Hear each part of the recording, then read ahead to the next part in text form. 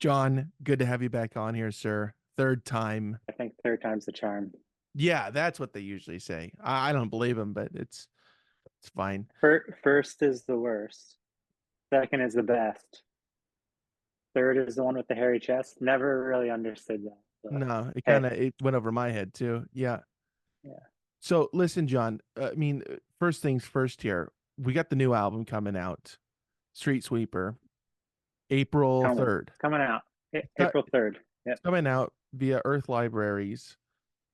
That's what is on the docket for today. That's what we got to cover. Wow. Now, did you buy that from eBay or did you just have that? I had this shipped to me from the label. It has not been leaked yet. That happened a couple years ago, as you may know. But yeah, I'm keeping an eye out on eBay and making sure no one's selling any copies before it comes out. Yeah, and we should just tell the people right now. It's like if you have a copy, don't even try to sell it because John will get it and he will save it for himself I and will then I will find you and I will publicly shame you. yes. Yeah. No. Yeah, so just fair warning. Yeah. And I'm glad that we got that out of the way up at the top here. Yeah. It's important. Okay, so So so yeah, they came out pretty good. yeah, I like that. The label wants me to do an unboxing video, but I'm really bad at doing stuff like that. So this will have to do instead. But We got the front, we got the back. yeah. I Yeah, and like I like how they did it's like a sleeve instead of shrink wrap. Very hmm classy. It's very. reusable. Reusable. And We got a little poster there. a Very little nice. collage with some lyrics, LP, looking good. Oh, I almost forgot to show this part. Please. The sticker, the hype sticker. Yeah. It's just my Venmo. It just says my Venmo is John Andrews 54 because I'm just trying to make money. Well, I liked the other hype sticker that you had as well. It's either leave it blank or something along the lines of leave it blank or don't put anything at all. And they quoted you at that too. I think you're Hey, the best hype. I think we talked about this before, but it's worth mentioning again. You're really good at coming up with these hype stickers. I put more work into that than I do the music. Yes. Yes. Um, but the first one just said, please, please buy this record. And the first pressing sold out. So I think it worked. I think it did work. I think you have a way with words on the hype sticker. Now going back to the insert there, who took that photo that we just saw on the either the front or the back, depending on how you look at it? Who took that This, photo? Yeah, this is a photographer and artist named Adrian. Uh, you know what? I don't remember her last name, but she's a friend that lives in New York. Um, Adrian took it, and it's a great picture. yeah, yeah, that's Patty and I. Patty's right here. She's sleeping. Hey, Patty, wake up. Can you see her? Yeah, she's right there. For She's all gonna the chill.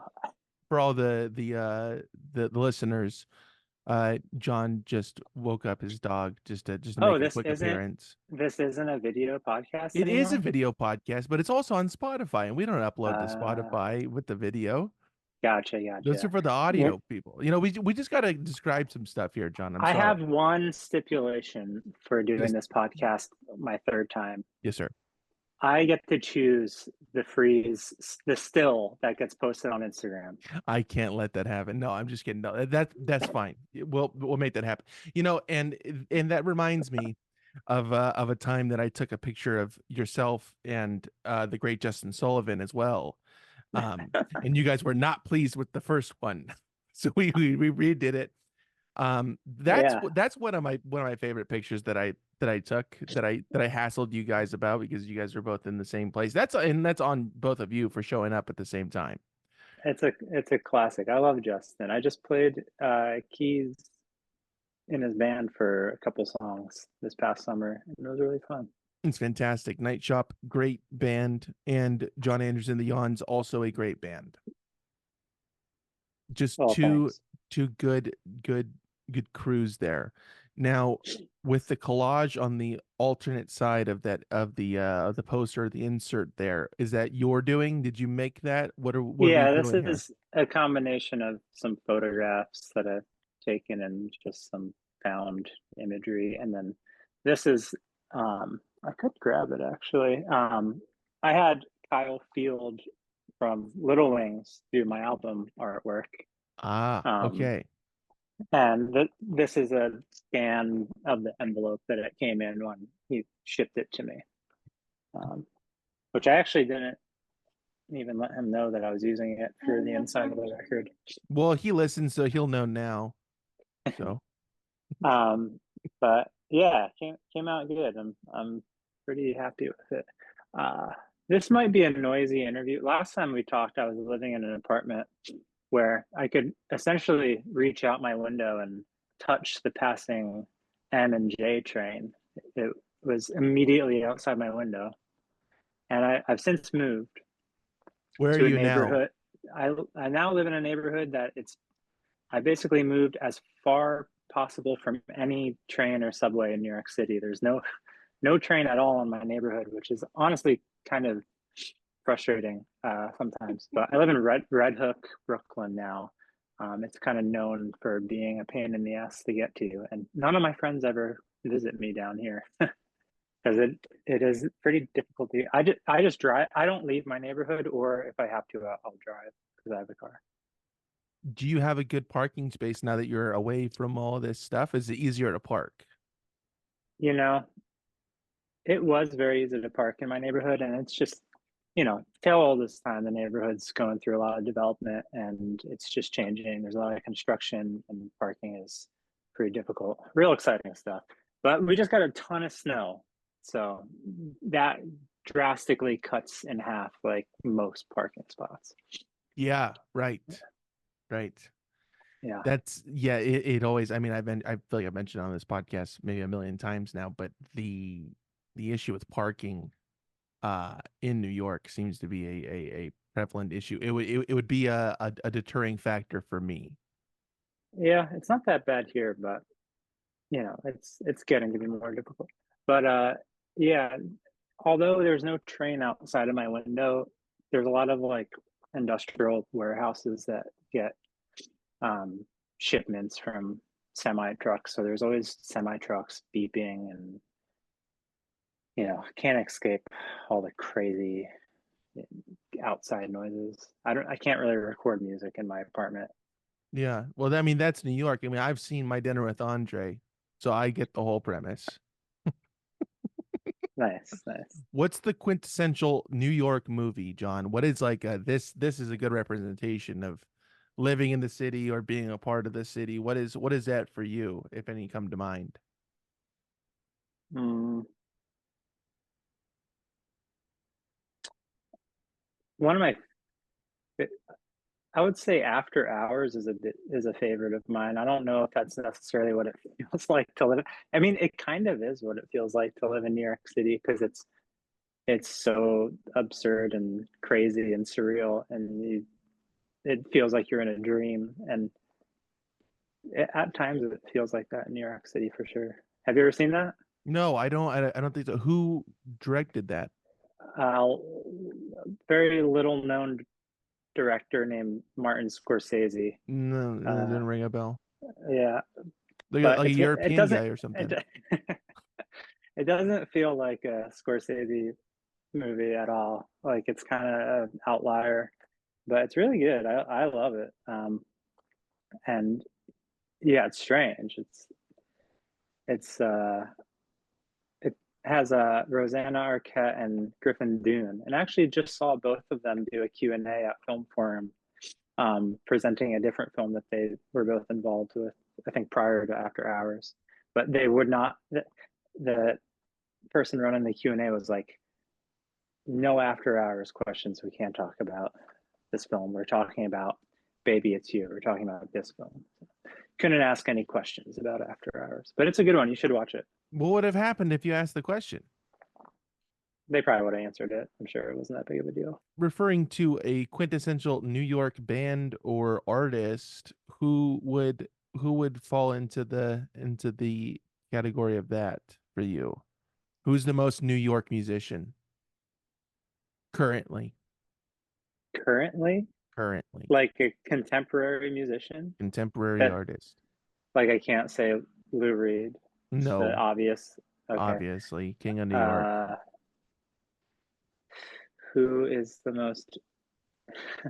I'd say Allegra Krieger. You ever listen to her music? I haven't. No. Really good. Okay. Um, I don't know her. We have a lot of mutual friends, but I'm just a fan of her music, and there's something very particular about her writing that feels very New York. I think she has a song called "I Love Living in the City" or something, and put that on, walk down the street on a nice spring day, forget about it. It's a good feeling, but yeah, she's one of my favorites right now. And trying to think who else. I don't know. Hey, that's I a don't. good one answer. I like it. If Okay, any other sure. ones come to you throughout the pod, you just throw them out there, okay? All right, Just do me that one kindness, John, please. All right. I will. Now getting back to you as a New York artist, that's how I view. I don't know if you label yourself a New York artist. They say you have to live here for what, 8 or 10 years before you're considered a New Yorker, and I moved here in 2021, so Yeah, so I you're there. Well, I think that it's like you shave off some time every like release, like if you release music. It's like maybe that's like a I think couple months. if you get featured on the What Is New York Instagram page, then that adds to, like, you have less, you shave some time off, yeah. And I've been on it. What were you doing on it? I was just standing in the background of, there was a boxing match happening in the park, and I had just gotten off work, so I'm in my work uniform, and I was just watching a boxing match happen, and yeah, it was Did a big you? moment for me. Yeah, right. Of course. Did were you sent that or did you come across it yourself? You go, there I am. I I came across it myself. Yeah, it was pretty sick. I had a feeling that it was going to be featured on this account because it was so insane that why wouldn't it have been on that account? Uh, but yeah, I still have some time. I've only lived here for 5 years now. Yeah, but I mean, you're shaving off some time, and you're almost there. So I'm just gonna label you as a New York musician. Sure, I'll say it as a California guy. I'll say it. I'll put it out. I'll put it out there. I'm Jersey at heart. Hmm. I'll always be Jersey, no matter where I live. Like Tony Soprano, Yeah, just like him. just like him. You could say that. Yeah. I just did, and I will. I probably will. That's a new hype sticker. Basically, Tony Soprano. I don't know. I'm just throwing out some ideas for you next album. Thanks. Well, I'm not trying to tell a painter how to paint, but just give it an idea.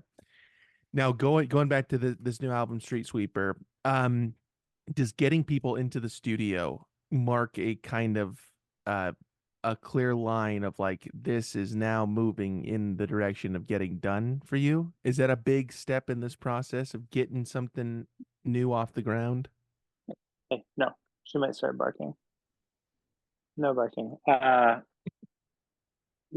Yeah, that is a big part of it for me because I'll just sit around in my apartment with all these songs that are done or just, almost complete, and get frustrated, like, like, what am I gonna do?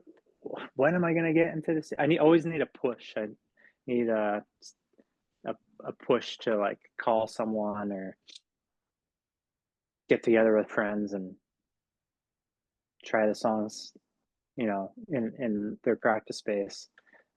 Or else I'll just sit in my apartment with a bunch of half finished material.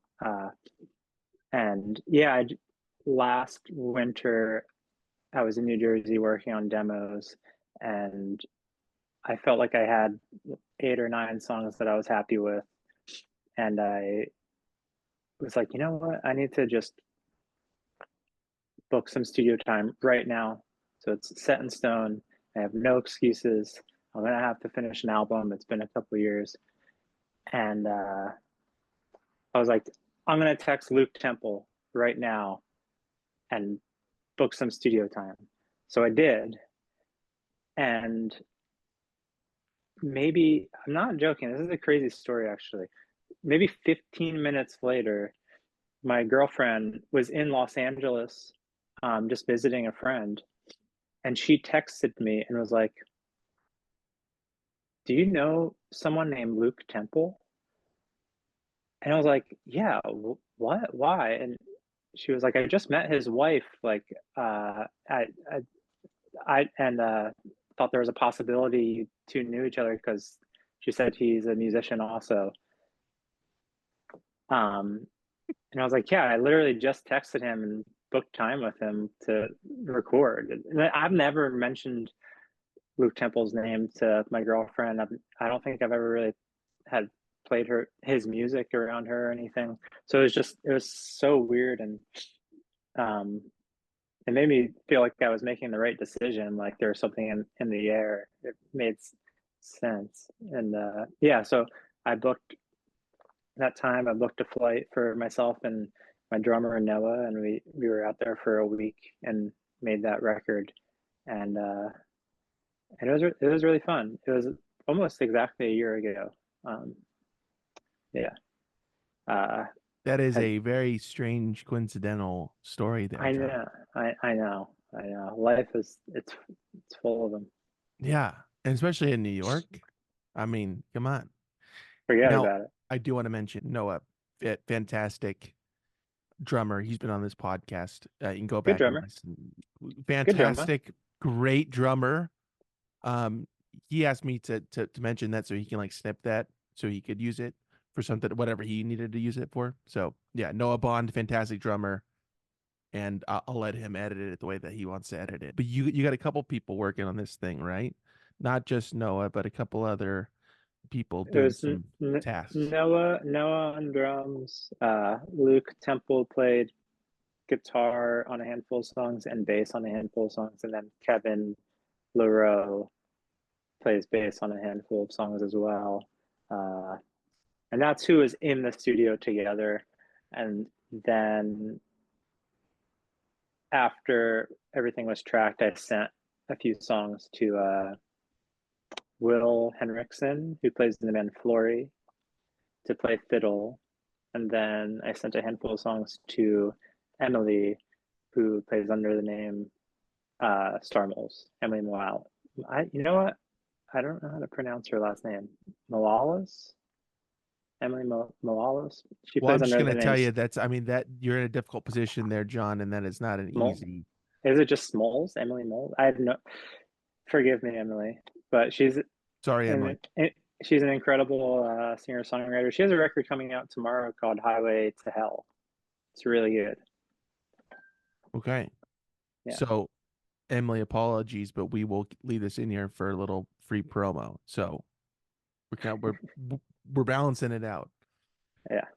Um, all right. Now, with these in this position of bringing people into the studio, are you giving them directions on what how you want the song to sound or how you feel it should sound, or are you just kind of leaving it open for the most part for interpretation?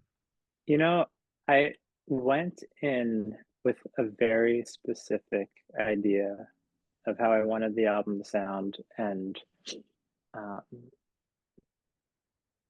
and I basically just got lost in the sauce and forgot about everything when I was in the moment, and uh, and that's fine. But I think like I can focus on my demos when I'm recording everything on my own and like alone in a room, and I can focus on those in a way that I can't really focus when I'm in a group of people. Um, and when I'm by myself, I feel like I'm able to stick to a very specific sound. And when I'm with a group of people, I kind of want to make sure everyone's comfortable and work in a flow that's like not holding everyone up, you know, and sometimes those creative decisions just change, you know, it turns into something that maybe you weren't originally trying to do, you know, and that's cool too. Um, but that being said, I think my next record I'm going to record it on my own and play everything, because I haven't made a record like that in a long time, maybe like 6 years. Pre New York. Yeah, Wow. yeah, That's big. That's a long time. That's basically 10 years, like we were just saying before. basically. Yeah, are you kind of in relation to this newest album that's just about to come out here with albums like that, are you anticipating some sort of a change in what you originally thought it would sound like? Are you expecting that at this point with this sort of situation with bringing people in, and so it's like, oh, it is going to shift, and are you accounting for that, or are you just kind of, this is what I want, and if it I should, doesn't sound like I that? should. Yeah. No, I just like, I don't know. It's tough working in the studio. Some people are really good at communicating their ideas. I try my best, but I do also ask people their opinion a lot. Like I'll ask them, do you think it's better this way or this way? And it turns into a choose your own adventure ending, you know. It can turn into something completely different. Um, which I said, you know, it's cool too. Either way. I miss collaborating. I feel like I used to collaborate a lot more in older, like my old band Quilt. That was basically an equal collaboration, and we all helped write the songs, and I haven't had something like that in a long time. So um, when I'm recording with other people, I do ask what their opinions are on certain things pretty often. And you vehemently go against whatever they say. You go in the opposite Yeah, direction. yeah. I'm just like, oh, I'll do Right. exactly. Right on. You Thank you for think it giving me should the be guidance. it should be an acoustic guitar? All right, well then I'll do electric guitar. And that's how the music's made. That's kind of like, people don't want to hear about how the sausage is made, but this is what musicians go through, and I'm glad that we're able to finally shine a light on it through Yeah. this podcast. It's a cornerstone, John, as you know, third time coming on. You know how it works around here. Yep. Are you in the same room? Trying to tell. Of course, yeah. Got Yep. got all the, and you know what? Something about this room, John, behind this camera here, or behind the computer, I have all these different inserts from albums that I own, and you know what's up there is yours from your Oh, previous album. I'm looking at it right nice. now, and it is nice. I always peek at an insert from whoever I have on. If I have their in an album from them, or if their album came with an insert, I'll kind of peek at it. I go, oh, I'm talking to that person right now. I try to keep in mind that an insert is I try to make an insert something that people would actually want to see on their wall. So it's not a, that's why I like doing the collages, and and I try not to just put a giant picture of me or something. You know, I guess there is a picture of me on this, but it's along with other things. Well, I mean, I'll tell you this: once I get my hands on that insert, I'm just gonna flip it around to the picture of you. I'm not interested in the collage. I have a collage sort of thing right now. I don't have a picture of you on the wall yet, so Okay, okay. we'll be writing that wrong. April 3rd. April 3rd. It'll be changed. Now, let me ask you this, John. That vinyl that you have there, I know there's two variants of it. There's the green. There's a recycled green. Is that what the one was? And then the other one was just black. There's green and black, and there is red too, but I think it's like a another limited thing that hasn't been announced yet. Okay. Well, we're breaking it now. So you got three different ways to support John through our libraries. Now, my original question was going to be, what variant do you have in that sleeve right there? What's in that one? This is probably just the black. The Yeah, I don't like dealing with like different colored records. behind a merch table just turns Oh into a yeah, nightmare. that's So a real yeah. I never thought about that. It's like, oh, I want a green. It's like, well, I don't know what I gave you. It's exactly. I just ask for black records. That's what I prefer, honestly. I don't really. mhm. I know a lot of people like the different color variations of records, but I'm just a You're classy just there guy, for the music. Yeah, yeah, yeah. I Yeah, understand. Have you ever lost a record that you just never knew where it went or where it wound up? all the time. Yeah. Is there a specific one that you're specifically bummed out about that you don't know where it is and it's been lost to time and or Mm, stolen or whatever the case is? no, I guess I was lying. I can't really think of one. There are other people's records that I've ended up with actually. Like when I've Okay. like lived with roommates, I've kind of acquired other people's records by accident and then forgot to forgot to let them know. So actually, I am the problem. I You're the definitely thief. have a couple records that belong to this great artist and musician I used to live with, Matt Lajoie. Plays under the name. He used to play under the name Herbcraft.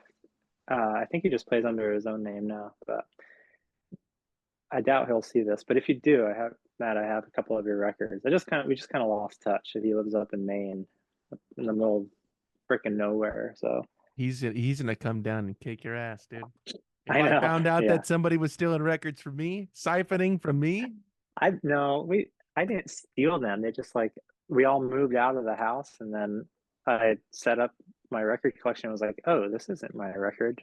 I don't know. It happens. how many records would you say that you own? I mean, I'm assuming that it's difficult to I be don't holding own that. on.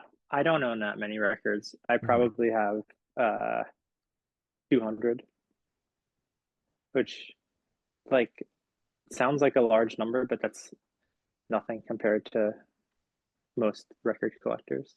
Audio files, yeah, yeah. Yeah, audiophiles, you might say. Yeah, I would say that, yeah.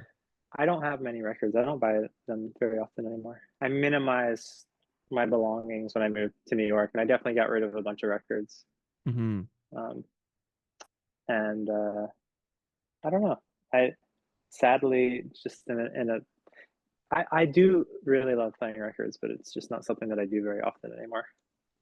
Do you want a copy of at least one of all the albums that you've been a part of that had a physical release? That'd be nice. I don't need them, but But I was asking if you sure. have them, so I guess not. No, I don't even know if I do at this point. I mean, no, I probably do. I just, I don't know. I also, I have neighbors. I don't want to play records too loud. That's Yeah. something in New York that is probably different than in LA. You're in a standalone house when I'm sharing a wall with people. Yeah, plus I mean you don't want to distract the drivers outside and such. So it's a whole thing. Totally. Yeah. It's difficult, John. I'm glad that we're getting all the negative stuff out of the way so we can get into the positive stuff. Hey, I'm trying to be really positive this year. Trying to look at everything. I'm trying to be less cynical. That's my goal. 2026, less the year of less cynicism. Yeah. Yeah. Okay. And it's year of the horse, and I'm year of the horse. I was born in 1990, so whenever I would go to a Chinese restaurant, I'd always look at what my sign is on their placemat and year of the horse. Here it is. Look, John, I do appreciate You your ran out of you ran out of questions. I have like 30 questions. Oh, okay, all right. We're just getting started here. We're getting warmed up. This is the preamble. I'm trying to not use the word vibe anymore, but it's really tough. Why? What is the problem with Viber? The kid's not saying it anymore? It's just it's overused. We don't need people like vibes, like ooh, like weekend vibes, or like I'm just like I don't want to hear the word vibes ever again. But actually, I'm trying to be less cynical, so you can say vibes. I don't care. Um, If that is an overused word, what is an underused word that you would like to hear more people use in their lexicon, day-to-day verbiage? I don't know. I have pretty poor vocabulary. Instead of saying vibe, I've been trying to replace it with the word approach. Like, oh, that's like it's like a Pink Floyd approach, instead of saying something like a Pink Floyd vibe. It's very pitchfork of you. Yeah, I like thanks. it. I'm gonna. Um, I think I'm gonna steal that though, John. So if you hear somebody else saying that I'm using the word approach in that manner, just know that I'm stealing it okay. directly from you. All right, next question. Just a forewarning.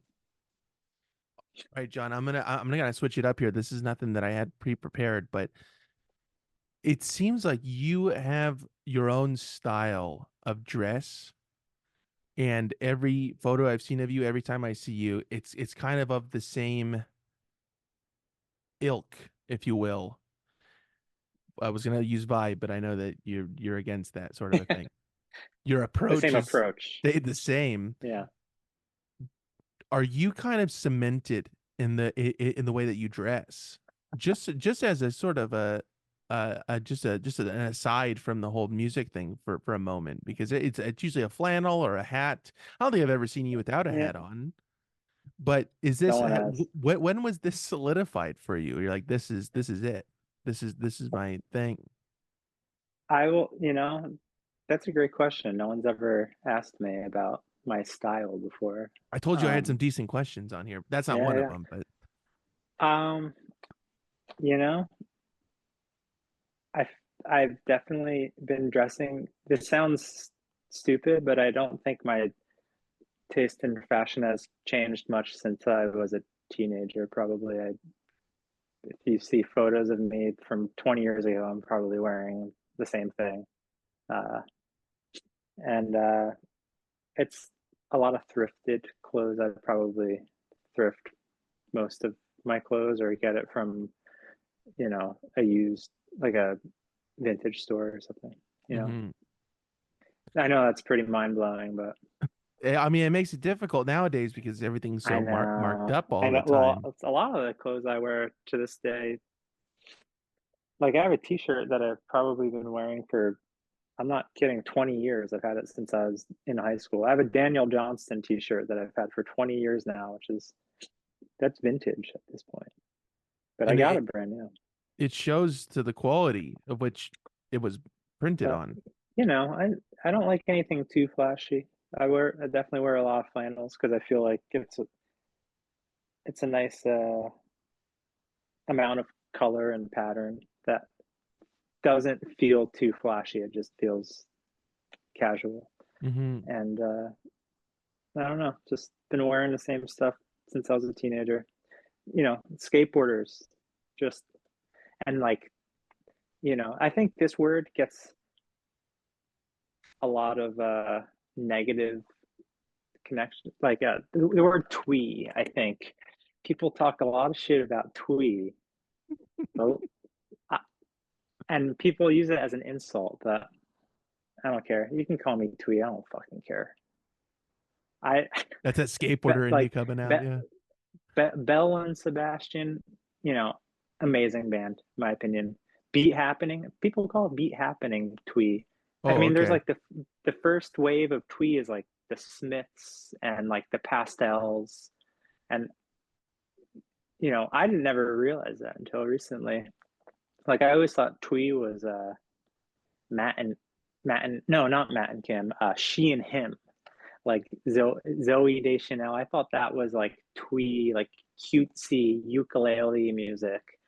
I thought that was twee, but apparently like that's kind of like that's maybe like third wave twee when things just took a turn for the worse. When the first wave of twee is, I think it originated in the UK, and there's a lot of great music and fashion that came from it, in my opinion. Hmm. Not stuff that you observe, but you like to see it on other people. You like to see it out and about. The sort of the fashion that is accompanying this. Wearing a flannel, I think, is twee. I don't know, man. I mean, maybe I just don't have a good grasp on what it is because this new information is kind of changing my perspective on this, which is what this podcast is built on. So Yeah, I'm trying to clear the air with the term twee. I'm trying to get a hard reset where it's not an insult anymore, or it's not a way to poke at someone. mm-hmm, mm-hmm. Because would you make fun of Calvin Johnson? No, No, I wouldn't. no, no. You wouldn't call him. I quite You wouldn't enjoy call him. him twee. No, Yeah, same. Would you say anything against the pastels? Listen, no. listen to that first record. Can't touch that. Now, John, I see that you're peering out the window quite frequently. Is this something that you do on your off time when you're not being interviewed? Is this a part of Well, the yeah, I got my pianos right here. Oh, uh-huh. there we go. My piano's right here. Yeah, So I'll often just just noodle sit and look around? out the window. Yeah, Mhm. and it's Do you, also just probably a nervous tick. I don't know why you're nervous, John. This is just two guys just hammering stuff out here. Do you prefer to do gigs outside? Just as kind of just a different sort of thing than being indoors and cooped up indoors and performing art inside for a crowd as opposed to a nice open air sort of situation? Or do you find positives and negatives in both of those situations? I do like doing shows outside. Um, I feel like I've played my fair share. I just think it's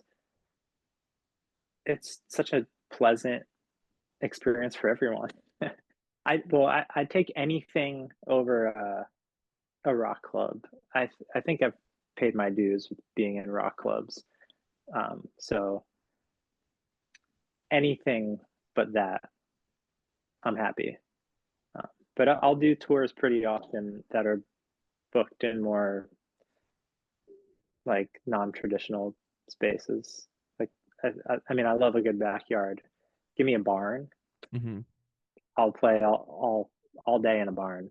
Mm-hmm. Uh, I just played in a grocery store on my last tour, but it was outdoors at the grocery store. It was not. I thought it was going to be inside with the produce, but it was outside. But it was It's great. gonna They were grilling burgers. It was a good time. it's gonna get a little bit chilly though in the produce aisle now. Yeah, yeah. Well, it depends. It depends. Do you You don't want the mist. You don't want the misters to go off on you. You know. I forgot about those. Yeah, and those are on a timer. Do you get very hot when you're performing live? Is that something that you're dealing with? Or are you not breaking a sweat in that time?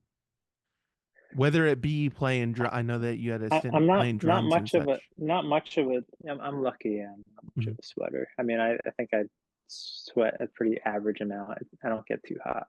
But I have some friends that like when they're done a set, they like we're backstage and they're just like soaked.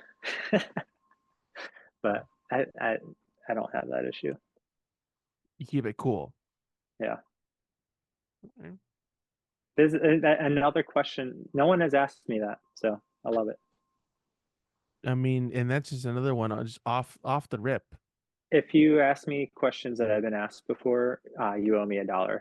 That's valid. Okay. Favorite color. That's shouldn't have started there. Uh, with with the term rock club, because I feel like maybe the last time I saw you was at a maybe what you would define as a rock club at the bar in Costa Mesa, the Wayfarer. Oh, wait. That was a Cutworm show, right? Yes, it was. Yeah, yeah, yeah. Um, that was a bar. Yeah, but I'll play in other people's bands and bars. I don't care. Okay, But okay. There's a caveat to this. I understand now. All right. yeah, well, I mean, the reality is I just don't have a booking agent. So But you I will after this thing, so so people can't so when just I directly message you. You got to go through the yes, booking agent. so when I book my own tours, it's the most DIY style of all time. So I'm just naturally not really playing bars. Hmm. What's a But it's way dream? it's way it's so much more fun in my opinion. I love playing like a random DIY space compared to a rock club. What's a space that you have not had the opportunity to play in that you think that would just be a thrill like that? Nursing home. That would be fun. Yeah. Hmm. Got to keep it quiet though. Got to keep it real quiet on the keys there. Yeah. I like that. We'll get you set up on the West Coast nursing home tour. That would not be bad. Imagine the merch on that. Woo! I actually have a great idea. I've been trying to pitch it to Max from Cut Worms, because last summer, or maybe 2 summers ago, we played this incredible show in North Carolina at this outdoor venue. I think it's just called like the Tiki Bar or something, but it's on the beach. You're on a boardwalk, and the backdrop is the ocean, and it's the best. It's the best vibe. And I was like, man, we should just book an entire tour that starts up in Maine, in a coastal town in Maine, and we should only play tiny coastal towns all the way down to Florida. It'd be a Beach Boys approach, you know. Hmm. It'd be a fun summer tour because you could do, Bar Harbor in Maine. You could do Cape Cod, Martha's Vineyard. You could play Far Rockaway in New York. You could do Asbury Park in New Jersey. Just just keep on going. Charleston, South Carolina, beautiful town right on the coast. Is Asbury Park that's on the boardwalk or close to it? Okay, Yep, it's right on the water. Yeah, right on the water. Okay. the water. Yes, you know. Um, have you? How many states have you been to, John? All of I've them? been to them all. Yeah, Really? yeah. I've been to Alaska and Hawaii. Yeah, Wow. And everywhere yeah. in between. Kind of crazy. Yeah, I haven't played shows in every state, but I've been to them all. Yeah, I Okay. went to Alaska with my mom when I was 13. I actually made a an famous documentary because I was really into filming everything when I was a little kid. So I had my camcorder and I made a documentary about our trip there. And I like interviewed myself similar to this. I'm a talking head, and like it's edited throughout this documentary, and it's so embarrassing. It's the most embarrassing. It feels like an SNL skit or something. It's so embarrassing and tough to watch. And uh and word got out about this documentary, and everyone in Cutworms, like Kevin and Noah, both really want to see this, but I won't show it to anyone. So whenever we're staying at my mom's house in New Jersey, they're always trying to like talk my mom into like slipping them a copy of it on DVD or something. But no one will ever see the Alaska documentary. See, it's kind of on you for bringing them just so I close to the raw footage, the original copy of this thing. I mean, I you're know. you're playing with fire there, John. Phew. I know. Maybe we can use a screenshot of that documentary for this interview. Look, whatever you want, John. This is your interview, man. This is your third time. You call the shots, all right? Okay. All right. You say I don't like that question. I like that question, or whatever the vibes are. Apologies. Okay. Whatever you like, John. This is All this right. is you, man. Sounds good. We're here to talk about Streetsweeper, April 3rd, Earth Libraries. Show them one more time. Yeah. Were you familiar with Earth Libraries, the label? You know what? I was not to a great extent. I came across this is like a kind of nothing story, but I got one of their stickers. I mean, I'm talking about maybe 9 years ago or so. This might be pre you moving to New York. I had one of their, and I thought it was really interesting looking their logo with the You globe. know what? That's the Mhm. same first impression I had, because I discovered them essentially through seeing their logo and thinking that it was a really nice logo and a nice name for a label. Mhm. And yeah, they're really nice. Sophie and Izzy are running it right now, and working with them has been a dream. It's been great. Well, But that's awesome. they're in Chicago, and they've put out some records that I really like in the past. Like I think they've been in the label for maybe 7 years now. Okay, so Um, maybe not 9 years. Maybe I was kind of being yeah. overzealous there. They put out Star Mole's record, who I was talking about earlier, and she sings a bunch on my record, actually, Emily. They put out records for Essential Forever, who Al lives in Los Angeles. And then there's this other group called Gold Star. Gold Star, they put out some other music, which I really like them. That whole group, like Al and that Gold Star group, were all part of this band called Jungle Green in Chicago years ago that I was a big fan of. Good name. Yeah. Solid name. Anyways, yeah. All right, next question. Well, I'm glad that you finally linked up with Earth Libraries to put this out. I think that's a good sign. All right, John, you might like this one, you might not like this one. We'll see how it goes. Is there an aesthetic guiding force that lies beneath the music that you put out? And not just the music itself, but also the visual accompaniment that seems to be um more present with each release. Mm, I just I put all of myself into my release. You know, I have always been I've been making art and working on cartoons in one way or another, like since I was a little kid, basically. And it just only makes sense, you know, at this point in time. I mean, obviously, music videos have been around forever, but you know, in this particular time of social media when they're really pushing for you to have some kind of visualizer or whatever, it just makes sense that I would do it on my own. Like I've always made my own music videos. I've always directed them and like came up with the concept and basically shot them, although I've had help with like friends working as cinematographers.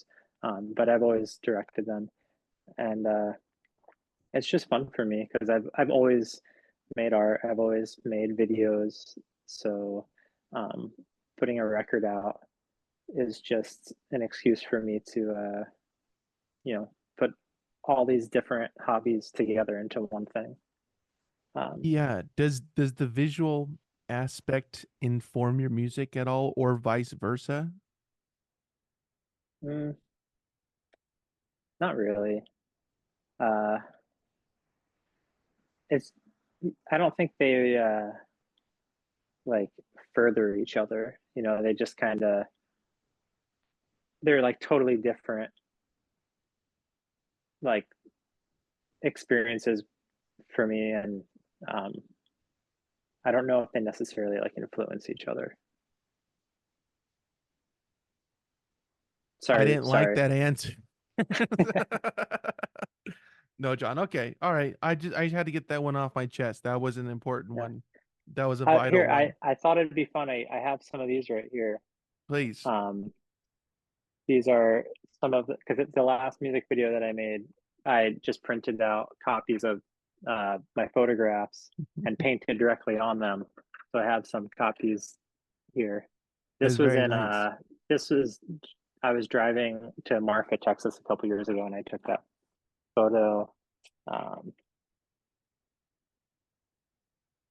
Little corner store. I think that was in Kansas.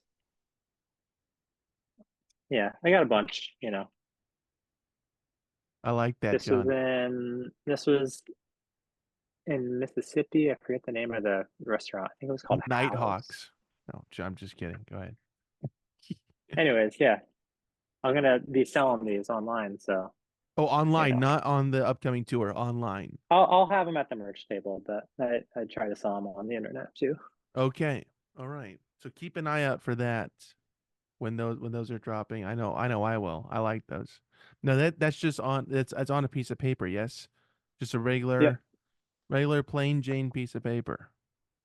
easy to frame. 8.5 by 11. Yeah. That sounds right. It sounds like the dimensions are correct on that. They are. We'll get a ruler out and we will verify before they go up online. Now, John, does playing in other people's bands give you a different sense of freedom that is not present within your own group? Do you feel like there's a kind of maybe not as serious isn't the correct term, but kind of less pressure, I guess. Well, it's definitely more of a vacation when you're not the one directly dealing with certain logistical obstacles. Like when I'm playing in someone else's band and we're on tour, for sure, I'm just kind of in the back seat, chilling, not necessarily worrying about anything really. But when I'm out there touring with a band too, uh, yeah, it can be a bit stressful to be the one in charge because I want to make sure everyone's like comfortable and okay, and like we're running on time and all that. But so logistically, uh, yes, it's nice to play in someone else's band and just tag along. And uh, musically, I feel like playing in other people's bands, you learn so much. Like I've learned so much from. I used to play in Hand Habits, and Meg from Hand Habits taught me so much about singing and just playing with them every night, and listening to them play guitar. It's crazy. That was like as deep into music school or like music theory I'll ever go. So I feel like playing in other people's bands, you learn a lot, and uh, I know I have for sure. I mean, has that even would you say also subconsciously changed how you go about making music since being in Hand Habits and Cut Worms and all these different projects throughout the years? Do you think that that has had a more subtle effect that is not in the frontal lobe, I guess, or in the forethought of your mind? Probably, yeah, I'm It's sure. a, I'm that's a sure. maybe. That was kind of an out there question, John. I'll admit it. I feel like you're influenced by everything you're surrounded with in Hmm. one way or in one way or another, and uh, yeah, for sure, I would say. Has the way you express yourself through music changed over the years?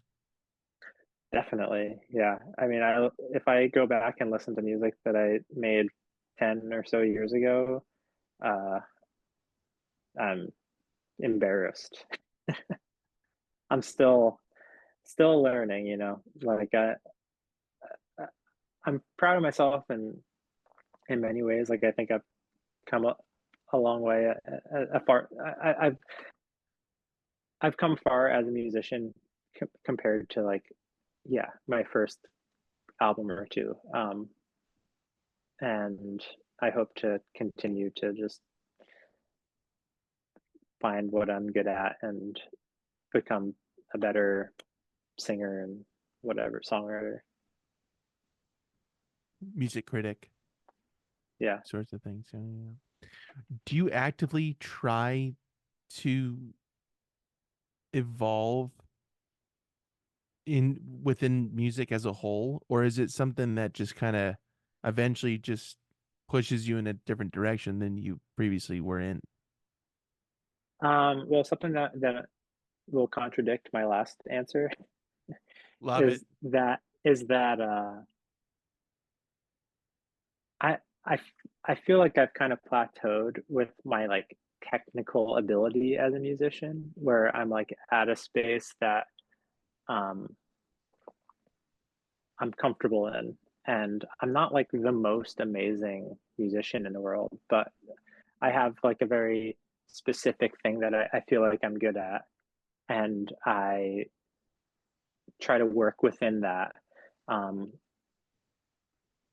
because a lot of the music that I listen to and that I enjoy, um, it doesn't necessarily come from a technical background, you know. I think I enjoy music that um, comes from somewhere else. There are amazing songs that were written with two chords. And I think if you can do that, um, there's something that will uh, it'll stand the test of time more than a song that's just in your face with how talented of a guitar player or how talented of a producer you are. You know, I think if you can create something with like the bare minimum and it resonates with people, then you're in good shape.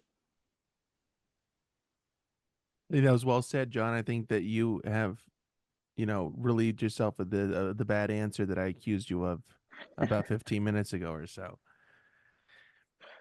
Have your goals in music, whatever those are, stayed the same since you began making music? And not just with this solo project, but just in music in general, whenever that began for you.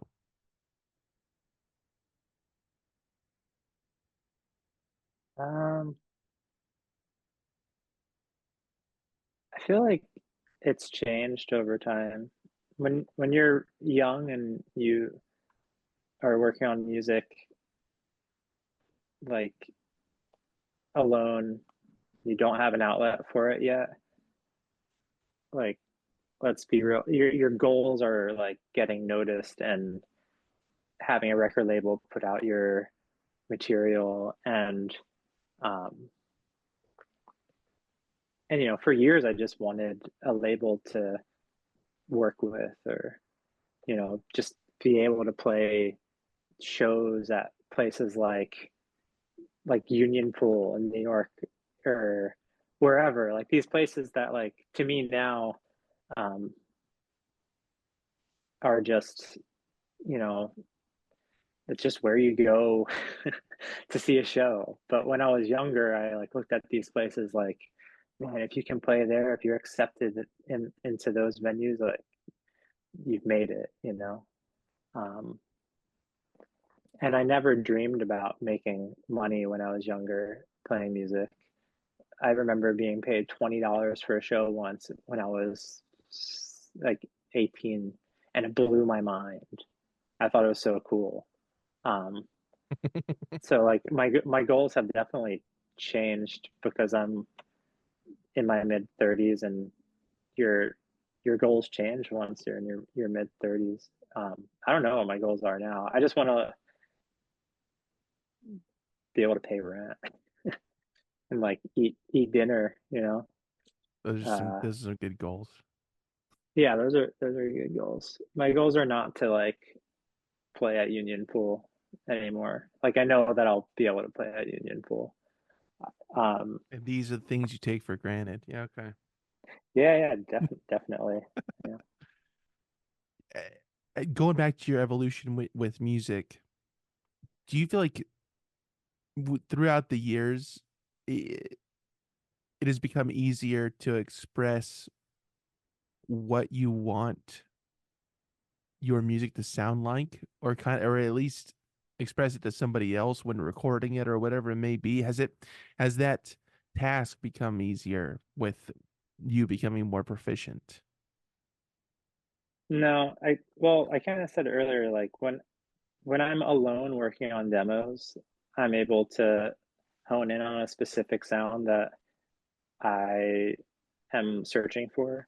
And when I'm in a group of people, and I mean, there are many factors of this. It's like sometimes you're in a group of people and, you know, people are talking in the background and you're not like necessarily listening so specifically to something because you're hanging with friends or something. But I just have a hard time. I always feel like I'm taking it's so stupid when I think about it, but I feel like I'm wasting people's time when I'm in the studio with other people. I'm always just like, I need to move on to the next thing. I can't like focus too much on this specific sound um, because we need to move on because I'm paying money for this. So both it's both a blessing and a curse because sometimes if you're working on recording this by yourself, you can spend like 3 days on a song and there's no one there to stop you from continuing to work on it. When you're in a group of people, like yeah, you have to like leave with a product. You have to be done like at the end of the day, you know. Yeah. Yeah. You hope at least. But, Right. You have to put a pin in it and at some yeah, point.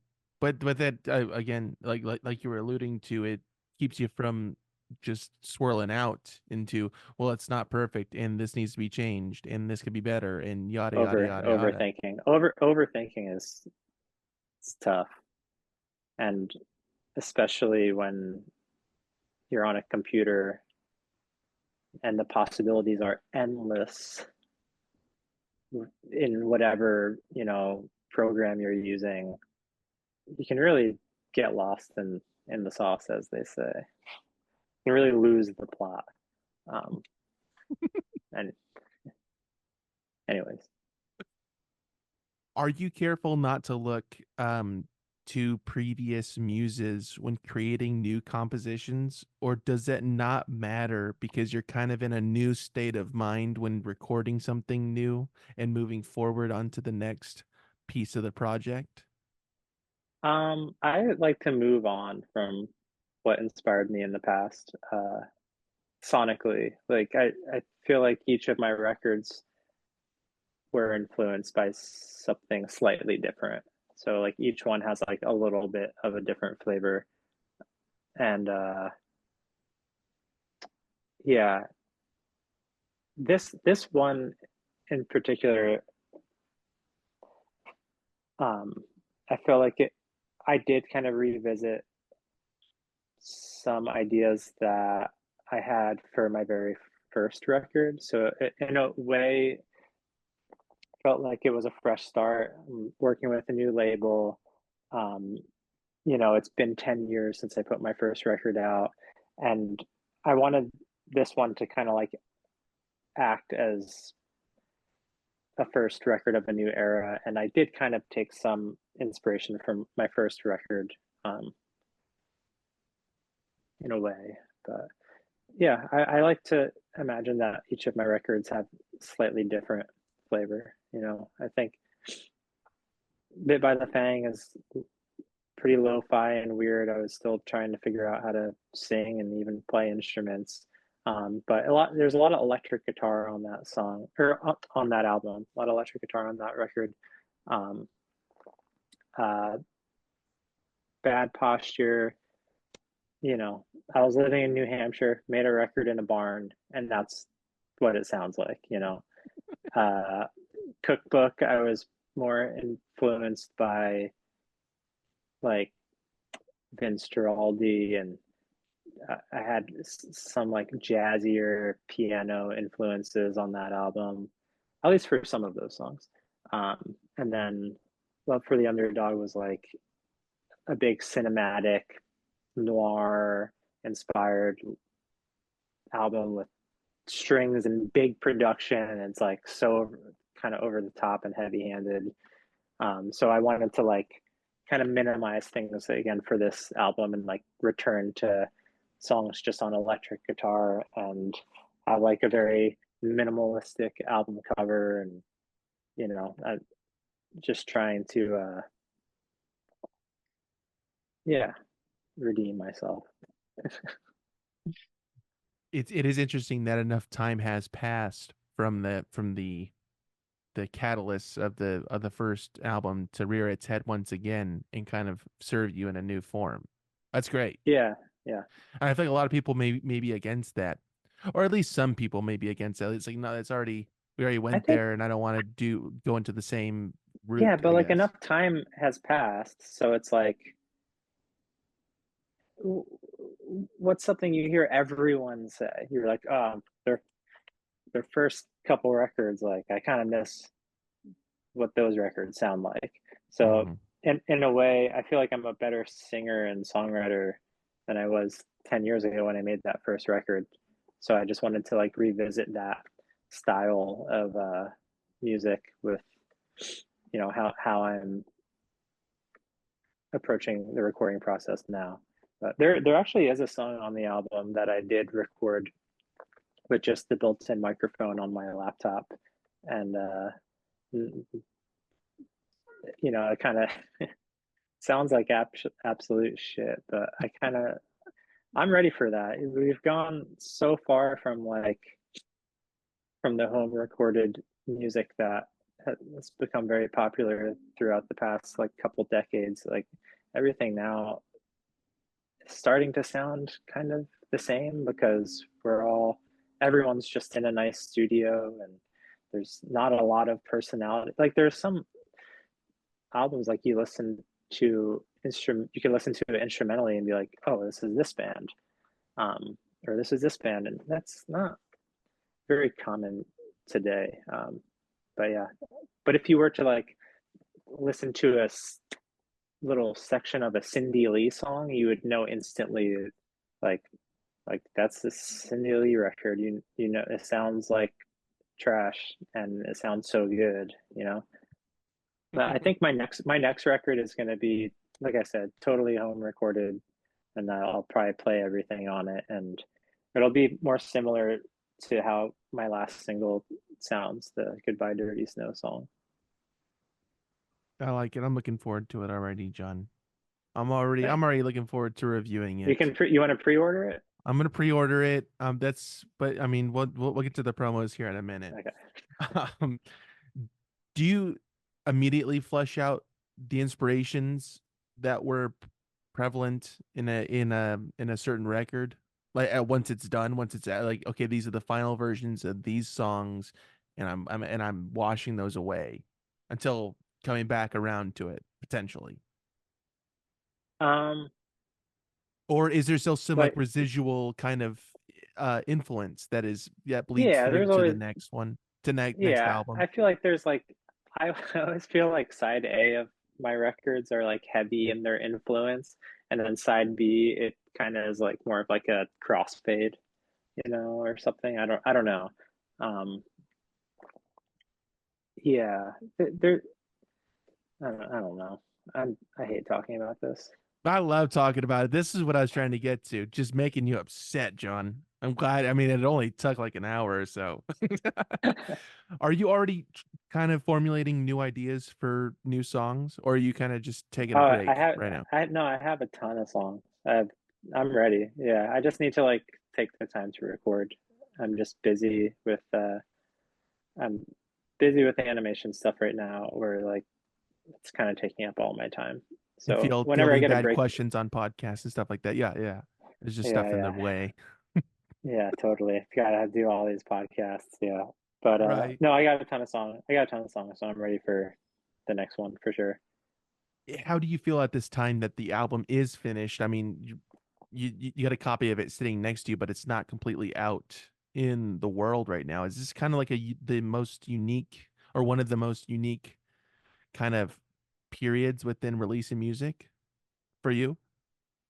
Yeah, because I mean, I've said this before, probably like it's it's old news for me, you know, Right, right. but it's like still it's gonna be like brand new for someone listening. So I just have a different relationship with it. Like some of these songs are really old. Like one of the songs on this record is probably like almost 10 years old.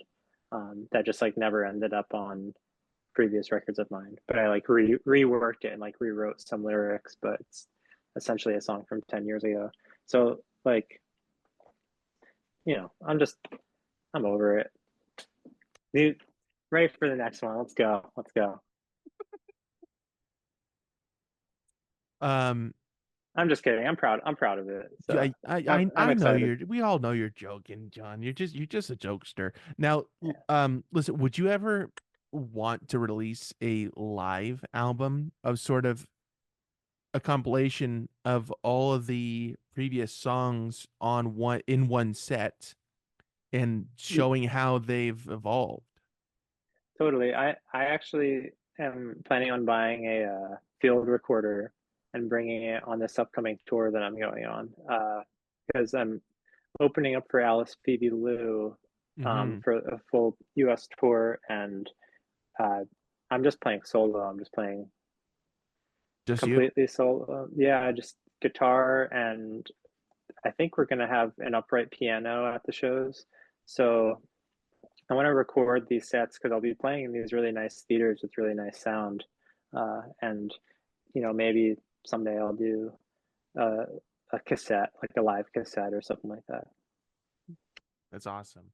Well, before that comes out, people can look forward to Streetsweeper being out, and that's out once again April 3rd via Earth Libraries. April 3rd.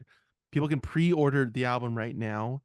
And the two singles, Something to Be Said and Goodbye Dirty Snow, are streaming everywhere wherever people get their music. That's where they can listen to the little taste of this before April 3rd. Is there another single that's coming out, or is it just the two and people have to wait? Yeah, there's one more coming out in March. Yeah, mid March. There's a song called "What's Good." That song's coming out. In the meantime, people should go stream those two, wherever people get their music, along with all these other songs that we were alluding to with these other albums that's streaming everywhere as well. So go and stream the music wherever you get your music, and people can pre-order Streetsweeper right now, like I said earlier, but that can be done through earthlibraries.com or your Bandcamp, which is at johnandrewsyawns.bandcamp.com. Those are the two places you can go right now and pre-order that. And like John just mentioned, he'll be on the road opening for Alice, Phoebe, Lou, all over America, right? I mean, it's a couple different places. It's not quite Beach Full, Boys style. You're yeah, hitting some yeah, other but spots. full U.S. tour, and it's just me driving in the car, so it's gonna be kind of gnarly because she's driving, with her crew, and I'm Yeah. just I've done a full U.S. tour. I've done many solo tours, um, but it's been a while since I've done a full U.S. tour completely solo. Some of the drives are pretty long. Well, yeah, again, that starts in April, and please go and buy John's merch and the albums. You'll be having all this stuff for sale along with those paintings as Oh well. yeah, They you had showed earlier. And everyone can stay up to date with news, shows, and everything else by following you on Instagram at John J. Andrews, or as I like to read it as John Jandrews yeah. on Instagram. And And I just made a TikTok today, and I have 18 followers. okay, Yeah, stop bragging, man. Okay. yeah. All right. What's the TikTok? Or I think what's it's just John and the Yawns. I think. I don't okay. know. This is Yeah, it's new. pretty. It's sad. I don't. I don't know. Well, somebody's got to do it, and I'm glad that you're doing it, John. I'm just trying to go viral. Yeah, you got to connect with the kids, Yeah, yeah, the fellow youths. yeah. hmm Now, Johnny's paintbrush on Instagram as well is where you kind of show your animation work and paintings and these sorts of things. More of that, right? Yep.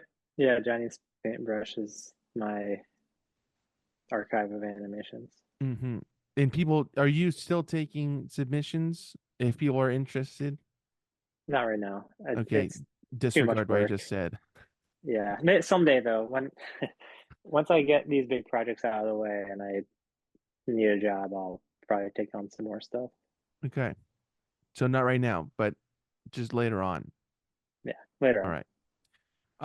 One more time, Streetsweeper, out April 3rd via Earth Libraries. Please go pre-order that. Do we have anything else to promote, John, before we cut you loose?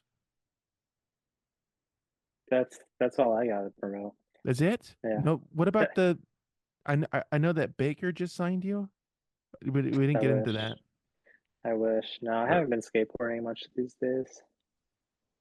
you'll get back into it. I know. Yeah. Skate trip music tour. I bring my I do bring my skateboard on my solo tours, and I'll if I have time to kill, I'll find the local park and try not to hurt myself. Smoke some beers, rip some bowls. Nice. Yeah, exactly. Very cool. Um, John, I appreciate you coming back on here, sir. Thank you very much. I'm gonna Yeah, stop recording thanks. this. No, Thanks please, for I having didn't. me. Yeah, I like that. That's good. That's it. That's the thumbnail, by the way. John, I appreciate you being on here. I'm gonna stop recording this. I'll talk to you in a minute. All right. All right.